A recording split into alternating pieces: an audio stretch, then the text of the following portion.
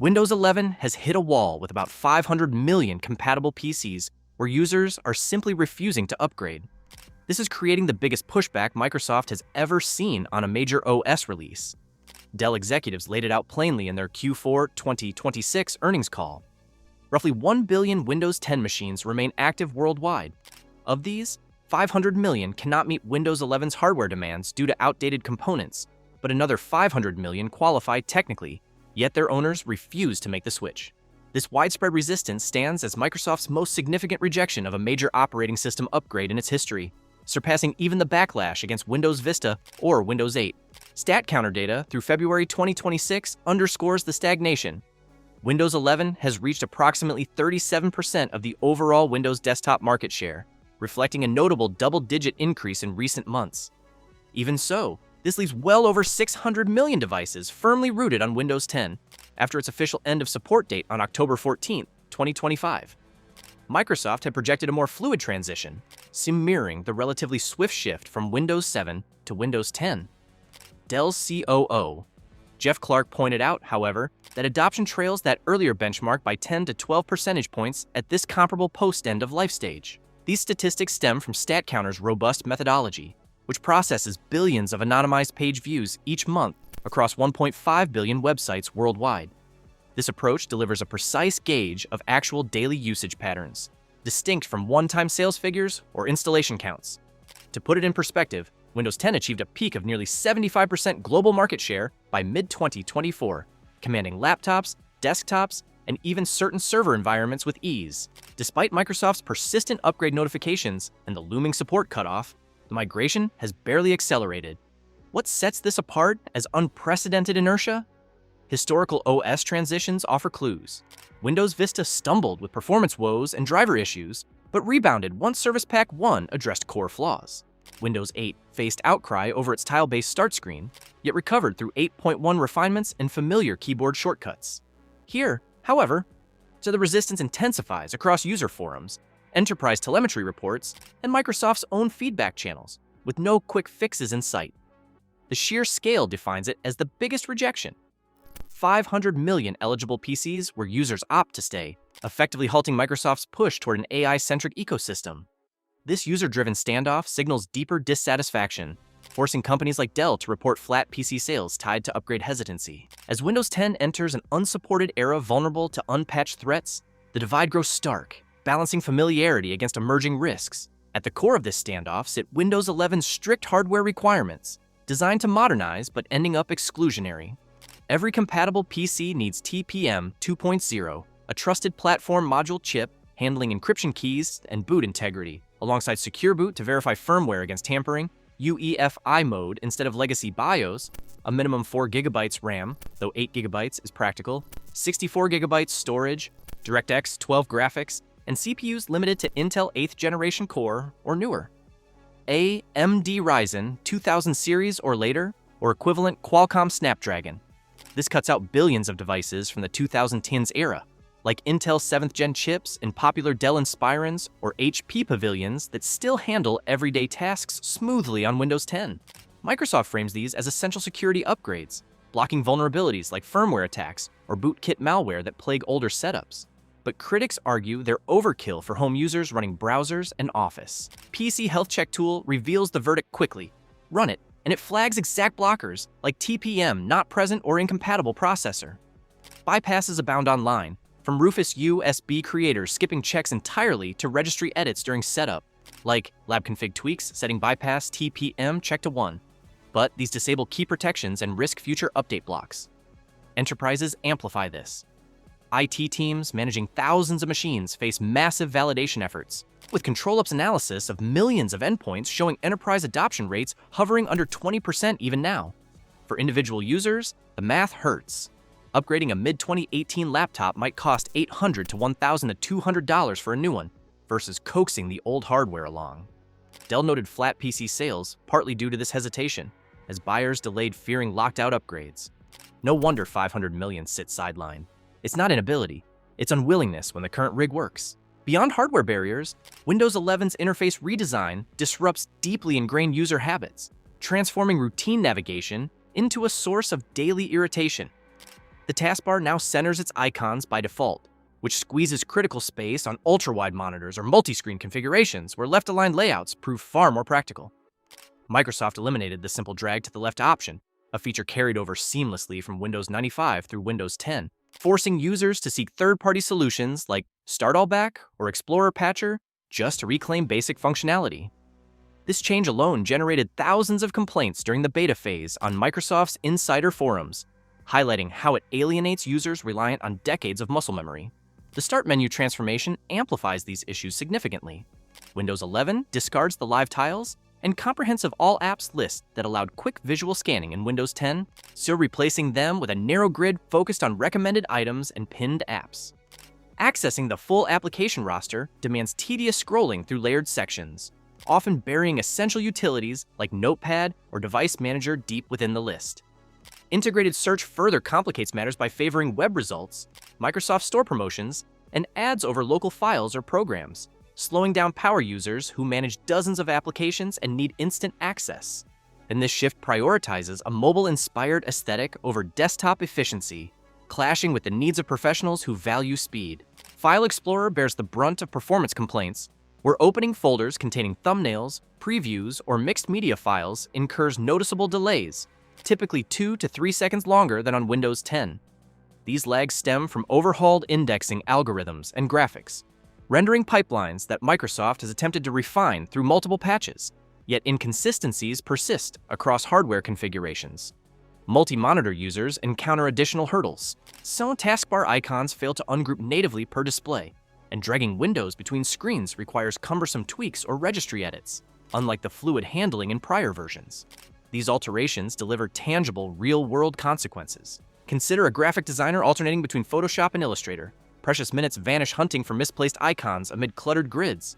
Developers scanning code editors, debuggers, and terminals face similar click waste, eroding productivity over hours. Compounding this, major updates like 24H2 introduced bugs such as blue screen crashes, external SSD detection failures, and intermittent network disconnections, driving widespread rollbacks and deepening skepticism. Windows 10's interface, refined predictably across a decade, retains its edge through familiarity and reliability, while Windows 11 comes across as an imposed overhaul that sacrifices usability for visual polish. For many, then this alone justifies staying anchored to the older system. Privacy concerns drive significant resistance to Windows 11, beginning right at setup where the process aggressively directs users toward creating or linking a Microsoft account, rather than allowing a simple local one. Recent builds have blocked straightforward offline skips, often requiring workarounds like disconnecting the internet temporarily, entering invalid email credentials, or using phone verification bypasses just to avoid mandatory online linkage. Once connected, this ties your PC directly into Microsoft's ecosystem, enabling extensive telemetry that gathers diagnostics data, application usage patterns, crash reports, and even voice input snippets from features like Cortana, all feeding into detailed user profiles for advertising and personalization services. OneDrive integration adds to the intrusion by automatically syncing key folders, such as desktop, document, and pictures to the cloud, unless users manually disable it each time, potentially exposing sensitive files to unintended uploads or remote access risks. The Start menu compounds this with contextual ads promoting Edge browser extensions, Xbox Game Pass trials, or Microsoft Store apps based on your recent activity, making the interface feel like a storefront. Telemetry settings, categorized as basic, full, or enhanced, frequently reset to more permissive levels after major updates, each forcing ongoing maintenance through third-party utilities like O and O Shutup 10++ to suppress diagnostic pings and data collection. Switching to a local account offers relief. Navigate to settings greater than accounts, greater than your info, and select sign in with a Microsoft account instead, then follow prompts to disconnect. Though this forfeits seamless OneDrive sync, cross-device settings, and certain store app functionalities, a worthwhile compromise for privacy-focused users. When Windows 10 handles these elements with less insistence by default, drawing in those wary of constant tracking. Forums overflow with complaints that data practices feel overly invasive, particularly following the Recall Features privacy scandal, where persistent opacity undermines trust despite no confirmed major breaches. Users increasingly favor control over Microsoft's opaque data pipeline, amplifying their reluctance to upgrade. Microsoft's aggressive push into AI features has driven away many potential Windows 11 users, turning promising tools into symbols of overreach. Recall, one unveiled in mid-2024, promised to capture hourly screenshots of your screen activity, enabling semantic searches through your past sessions like a personal time machine. However, immediate privacy backlash erupted over fears that hackers or even Microsoft could access these unencrypted timelines of sensitive data, emails, passwords, financial pages, prompting the company to shelve it indefinitely by late 2024, just months after the announcement. The damage lingered, reinforcing perceptions of Windows 11 as a surveillance platform. Copilot exacerbated the unease, embedding AI buttons and sidebars into everyday apps like Notepad, Paint, File Explorer, and even Settings, cluttering interfaces with what users dubbed forced futurism. These pop-ups solicited unwanted suggestions during typing or file browsing, slowing workflows and consuming resources on modest hardware.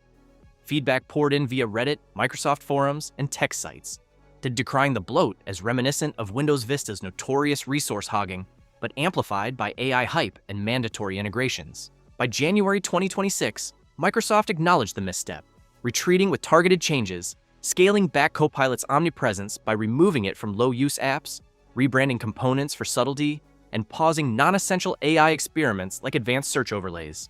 Official statements cited user surveys showing overload as the culprit, with plans to make AI strictly opt-in moving forward.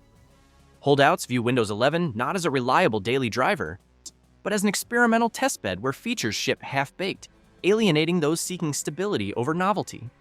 Windows 11's higher resource demands hit older eligible hardware hardest, idling at elevated CPU and RAM levels compared to Windows 10's lean footprint.